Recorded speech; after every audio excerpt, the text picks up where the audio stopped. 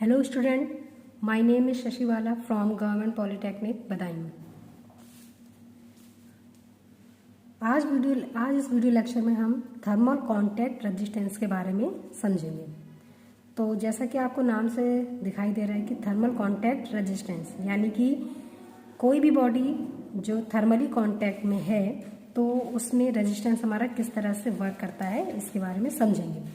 तो देखिए स्टार्ट करते हैं। चलिए, In a composite multilayer wall, the calculation of heat flow are made on the assumption।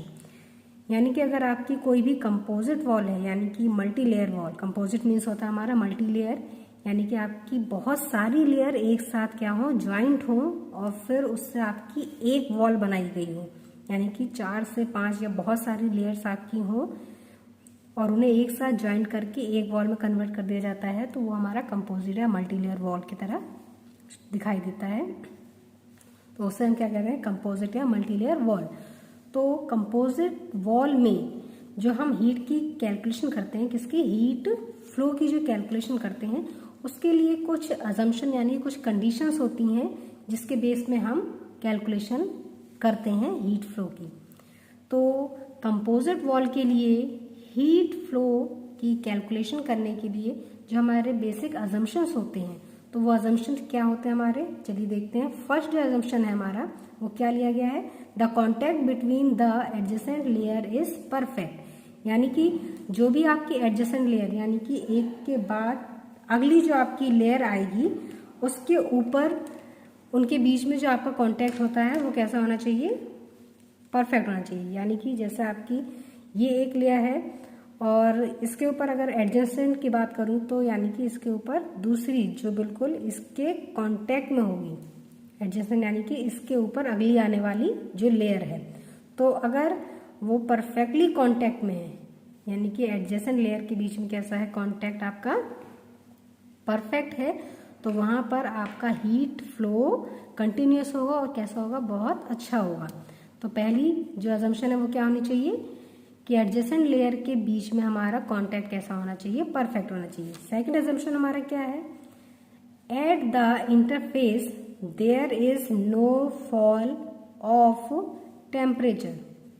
यानी कि इंटरफेस यानी कि जहां पर भी, जैसे ये आपका, ये देखिए फिगर में, ये आपकी 3 वॉल हैं, first second third, A B C, इन्हें मैंने ए बी सी से डिनोट किया है। ये फर्स्ट लेयर, ये सेकंड लेयर और ये थर्ड लेयर, इनसे आपकी एक कंपोजिट वॉल बनाई गई है। इंटरफेस यानी कि जहां पर ये लेयर्स आपस में कांटेक्ट में ज्वाइन की गई हैं, यानी कि जहां पर लेयर आपकी 2 लेयर आपस में ज्वाइन है, वो एरिया आपका क्या है, इंटरफेस।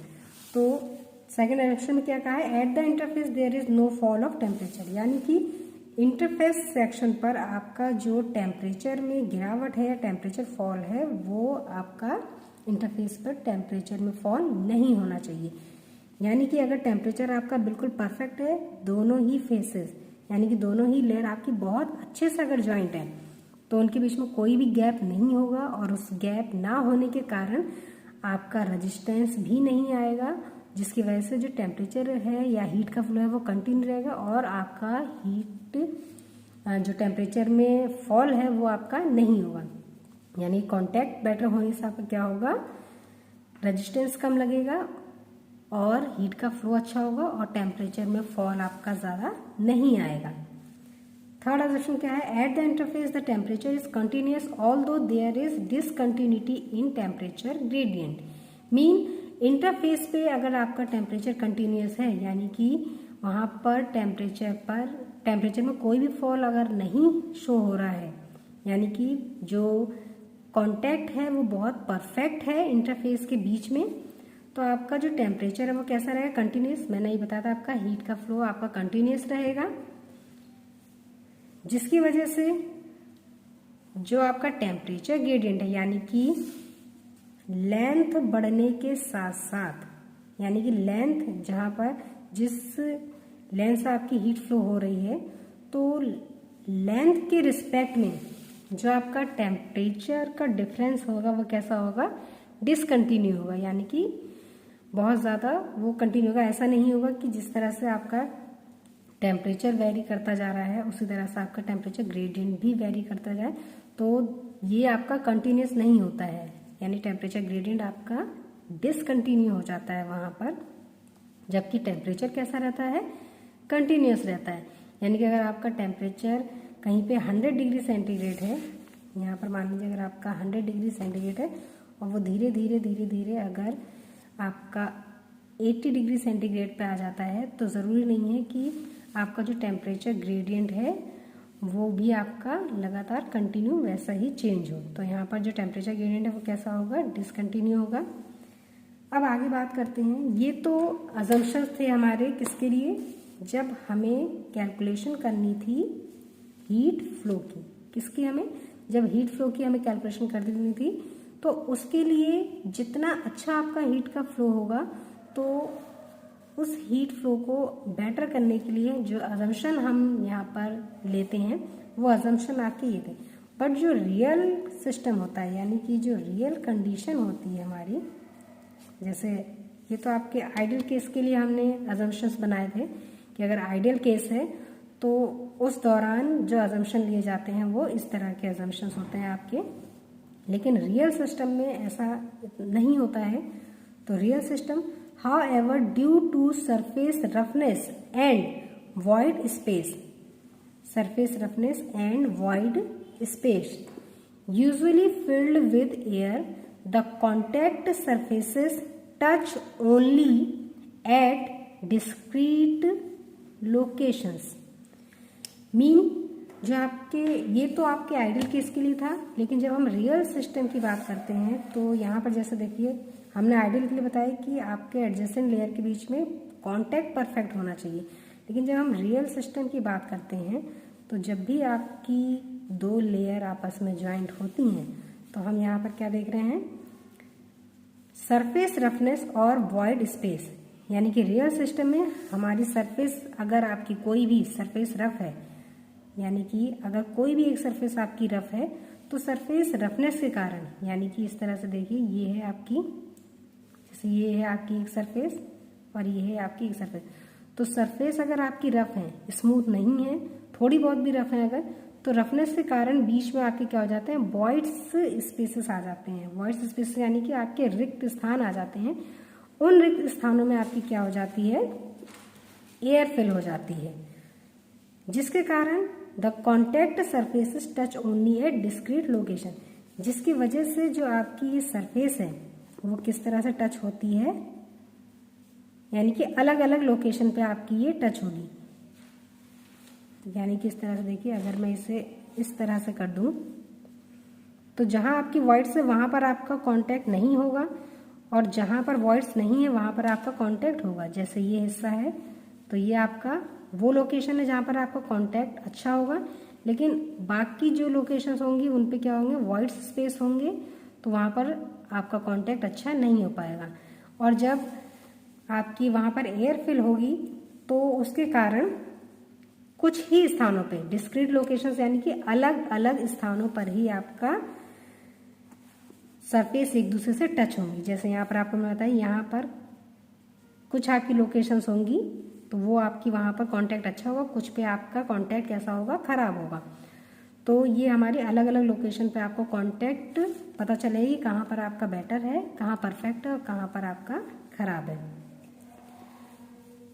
आगे देखिए, thus there is not a single plane of contact, which means that the area available for the flow of heat at the interface will be small compared to geometric phase area। जैसा अभी मैंने आपको बताया कि surface roughness के कारण void space आ जाते हैं, उन स्पेसेस में हमारी एयर फिल हो जाती है, और उसके कारण जो कांटेक्ट सरफेस है, यानी कि जहाँ जहाँ पर सरफेस आपकी कांटेक्ट होगी वो कुछ अलग अलग लोकेशंस पर ही होती है। हर जगह आपकी सरफेस पूरी तरह से फुली कांटेक्ट में नहीं आ पाती है।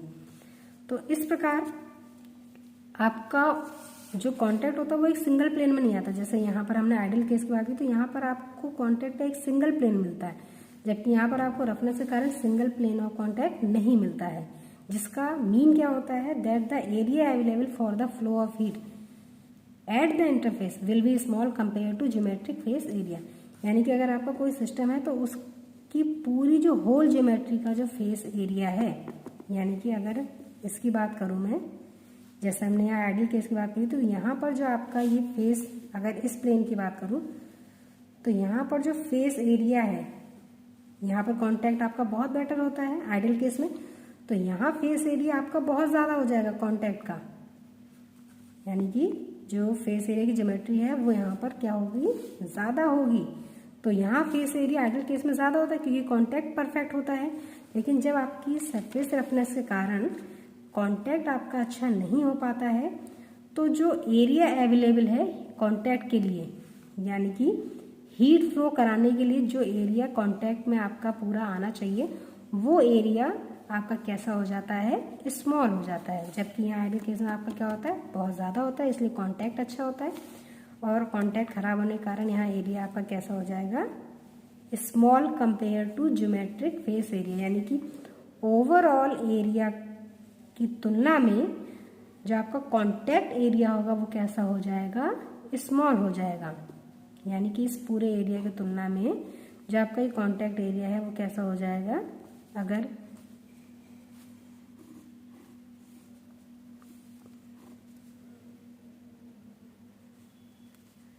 यानी कि ये अगर जो आपका एरिया इतना होना चाहिए तो वो आपका कैसा हो जाएगा, रफनेस के कारण कम हो जाएगा इस तरह से। तो कुछ ही लोकेशंस आपके कांटेक्ट में आएंगी तो वो एरिया आपका क्या हो जाएगा, कम हो जाएगा।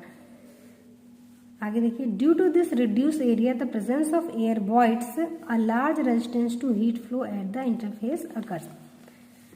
तो इसी तरह से अगर आपका एरिया स्मॉल हो गया कांटेक्ट का, यानी कि आपका कांटेक्ट क्या है, कम हो गया, यानी दो लेयर्स के बीच में कांटेक्ट कम हो गया, कांटेक्ट कम हो गया और जो वॉइड्स आपके यहाँ पर आ गए थे, जैसे ये आपके वॉइड्स आ गए बीच बीच में और इनमें एयर फिल हो गई, तो ये क्या करेंगी, हीट फ्लो को रेस्ट्रिक्ट करेंगी, यानी कि हीट के फ्लो को एक लेयर से दूसरी लेयर तक जाने में उसके बीच में अवरोध उत्पन्न करेंगे। तो एरिया कम हो जाने के कारण क्या होगा, जब आपका कांटेक्ट एरिया आपका कम हो जाएगा तो यानी कि हीट का फ्लो आपका अच्छे से नहीं हो पाएगा और एयर वॉइड्स की वजह से आपका क्या हो जाएगा, एक तो आपका कांटेक्ट एरिया कम हो गया, दूसरा एयर वॉइड्स आ गए, उसकी वजह से आपका जो रेजिस्टेंस है वो बहुत ज़्यादा हाई हो जाएगा। रेजिस्टेंस हाई क्यों होगा, क्योंकि आपका हीट फ्लो अच्छे से नहीं हो पाएगा। This resistance is known as thermal contact resistance. और यही रेजिस्टेंस, यानी यहाँ पर जो आपका ये जो रेजिस्टेंस यहाँ पर आपका जो काम करेगा, सरफेस रफनेस और वाइड स्पेस के कारण जो रेजिस्टेंस आपका आ जाएगा वो क्या कहलाएगा, आपका थर्मल कॉन्टैक्ट रेजिस्टेंस।